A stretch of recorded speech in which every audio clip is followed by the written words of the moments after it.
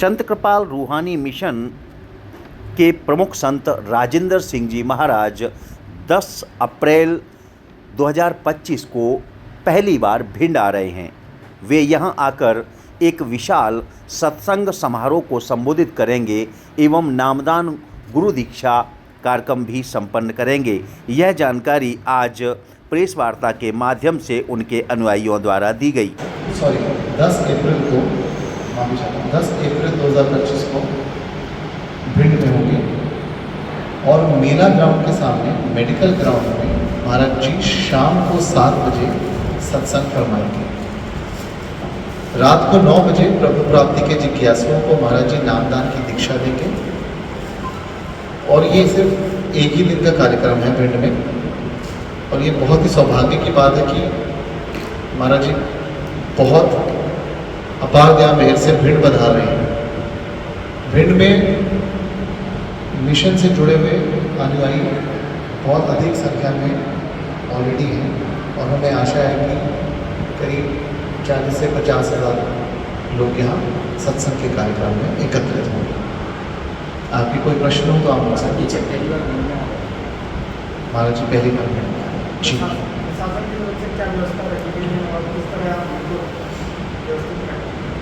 प्रशासन की जो भी व्यवस्था है उसका पूरा सहयोग मिल रहा है। उसके लिए जो आपको हमारी शाखा है यहाँ की भिंड की शाखा वो आपको इन्फॉर्म करेंगे।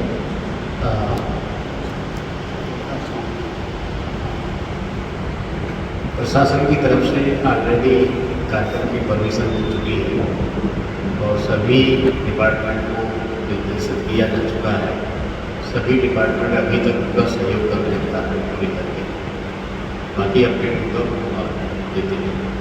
पार्किंग की व्यवस्था कोई रूट डाइवर्ट किया गया और उन्हें बनाए जा रहे हैं बड़ी संख्या में भी लोग, उसके लिए क्या व्यवस्था? जो ज़्यादा संख्या में अनुयायी आएंगे उनकी पार्किंग के लिए हम लोगों ने हमारे जो सेवादार हैं स्वयंसेवक हैं हमने अपनी पार्किंग की व्यवस्था की है। उसके बावजूद अगर ज़्यादा व्हीकल्स आते हैं तो उन्हें पार्किंग के लिए एक स्थान और दिया गया है। MGS कॉलेज का ग्राउंड है पीछे का हिस्सा, उसमें हम बड़े व्हीकल्स की पार्किंग कर सकते हैं। 4 व्हीलर्स 2 व्हीलर्स जो भी हैं वो हम अपने ग्राउंड में ही पार्किंग करेंगे। कार्यक्रम क्या करेंगे?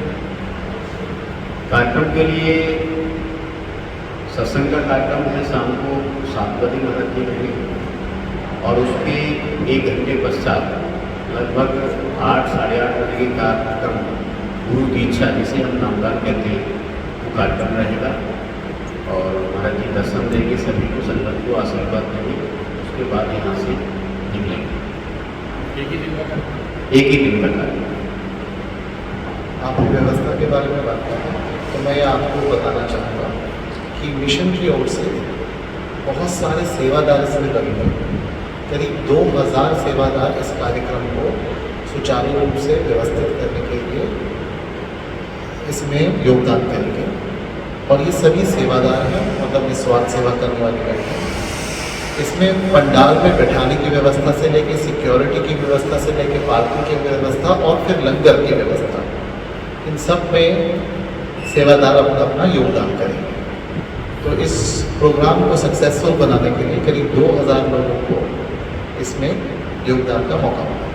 अच्छा, एक प्रश्न ये श्रावण कृपाल रूहानी मिशन, इसको क्या पृष्ठभूमि है, क्या रूपरेखा है, कितने क्या संगठन, कितने लोग इससे देश भर में जुड़े हुए हैं, कहाँ कहाँ ये काम कर रहा है, थोड़ा विस्तार से बताएं। श्रावण कृपाल रूहानी मिशन जो है उसका हेडक्वार्टर दिल्ली में है, विजयनगर दिल्ली में। और श्रावण कृपाल रूहानी मिशन के जैसे कि मैंने पहले बताया 3200 सेंटर्स विश्व भर में हैं, अनेकों कंट्रीज में। श्रावण कृपाल रूहानी मिशन की अध्यक्षता संत राजेंद्र सिंह जी महाराज करते हैं और श्रावण कृपाल रूहानी मिशन आध्यात्मिक शिक्षा के साथ साथ मानव एकता के मैसेज के साथ साथ जन कल्याण के काफ़ी सारे कामों में भी योगदान देता है। जैसे साल में अनेकों बार रक्तदान शिविर लगाए जाते हैं अनेकों सेंटर्स में। उसके अलावा वस्त्र वितरण के कार्यक्रम होते हैं जिसमें कि जो लोग नहीं अफोर्ड कर सकते, जिनको ज़रूरत है, उनको फ्री में वस्त्र बांटे जाते हैं। इसके अलावा फ्री आई ऑपरेशन कैंप साल में 2 बार करीब 1500 लोगों का फ्री आई ऑपरेशन किया जाता है दिल्ली में सांत कृपाल रूहानी मिशन के हेडक्वार्टर्स पे। उसके अलावा कभी भी अगर देश विदेश में कोई प्राकृतिक आपदा आती है तो सभी सेवादार मिलकर अपनी फिजिकल और फाइनेंशियल सेवा उसमें देते हैं। जैसे कि भुज में अर्थक्वेक आया था, सुनामी आया था, अभी उत्तराखंड में बादल फटा था। तो जब जब कभी ऐसा प्रकृति का कोई प्रकोप होता है तो मिशन के सेवादार बढ़ चढ़ के उसमें हिस्सा लेते हैं कि वो लोगों की मदद कर सकें। भिंड जिले में कुल कितने सेवादार इस मिशन से जुड़े हुए हैं, कुछ ऐसा आंकड़ा है? भिंड जिले में करीब 1200 सेवादार हैं जो मिशन से जुड़े हुए हैं। जी जी। जी, ग्वालियर चंबल अंचल में ये आपको शायद हमारी चंबल घाटी से ही करीबन हमारे पास 1200 से 1500 सेवादार हैं जी। जो लगभग पिछले 10 से 15 साल से लगातार दिल्ली राज्य की सेवा प्रदान करते हैं। इसके अलावा अगर संगत की हम बात करें, साधारण जन्मदिन जब भी हम यहाँ पे मनाते हैं तब हमें आराम से 10 से 15 हज़ार संगत आसपास से ही चंबल घाटी से यहाँ पे आती है। तो 50,000 60,000 संगत जो हम आपसे कह रहे हैं, छोटे रूप में कह रहे हैं, कार्यक्रम शायद इससे भी बड़ा आएगा। और सेवादार की जितनी भी व्यवस्थाएँ हैं उसकी सारी की गई है। पार्किंग की जैसे आपको चिंता लग रही थी बाहर मैनेजमेंट में ट्रैफिक में प्रॉब्लम आएगी, तो करीबन 150 सेवादार सिर्फ बाहर का ट्रैफिक मैनेज करेंगे। उसके अलावा 100 सेवादार ऐसे हैं जो पार्किंग मैनेज करेंगे। ये सबसे बड़ा जो चिंता का विषय होता है वो यही रहता है कि बाहर वो हाईवे रोड है तो उसको हम लोग प्राथमिकता दे रहे हैं अच्छे से। एक चिंता का विषय और रहता है जो आप नज़रअंदाज कर रहे हैं, तो इतनी बड़ी संगत की टॉयलेट की जो व्यवस्था है वो मेडिकल ग्राउंड में अंदर ही 100 टॉयलेट टेम्परेरी बनाए गए हैं। तो व्यवस्थाओं को अच्छे से हम भले ही सेवा कर रहे हैं, पर जितनी भी सेवा कर रहे हैं वो प्रोफेशनल तरीके से कर रहे हैं। हम सेवादार ज़रूर हैं पर सेवा को हम पूरे प्रोफेशनल तरीके से तन मन धन से व्यवस्थित पूरा देंगे उसमें। और आप लोग इतना सहयोग करेंगे लोकल्स में तो भी हमें काफ़ी मदद करेगी उससे। अच्छा, इतना बड़ा आयोजन, भव्य आयोजन कराने का मूल उद्देश्य क्या है इसके पीछे, इस मिशन का?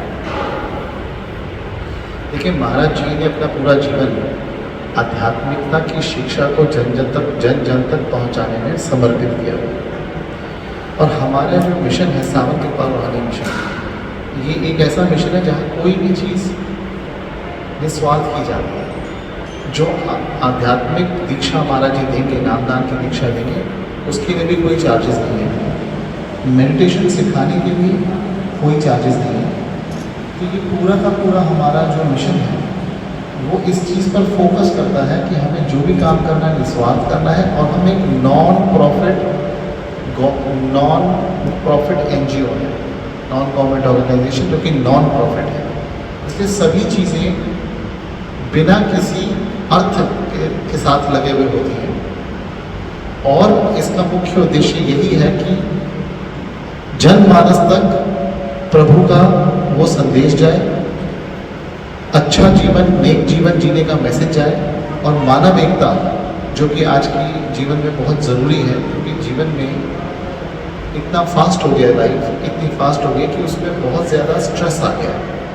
तो छोटी छोटी पार्किंग से लेकर बड़ी बड़ी लड़ाइयाँ हम एज ए ह्यूमन आपस में लड़ते हैं। सुनने में आया विदेशी भक्त भी आ रहे हैं, तो कितनी संख्या में विदेशी भक्त पहुंचने वाले हैं? हमें उम्मीद है कि करीब 40-50 विदेशी अनुयायी भी आएंगे। किन किन देशों से? जर्मनी, अमेरिका, स्विट्ज़रलैंड, इस अलग अलग कंट्रीज से वो लोग आएंगे। और कोई प्रश्न?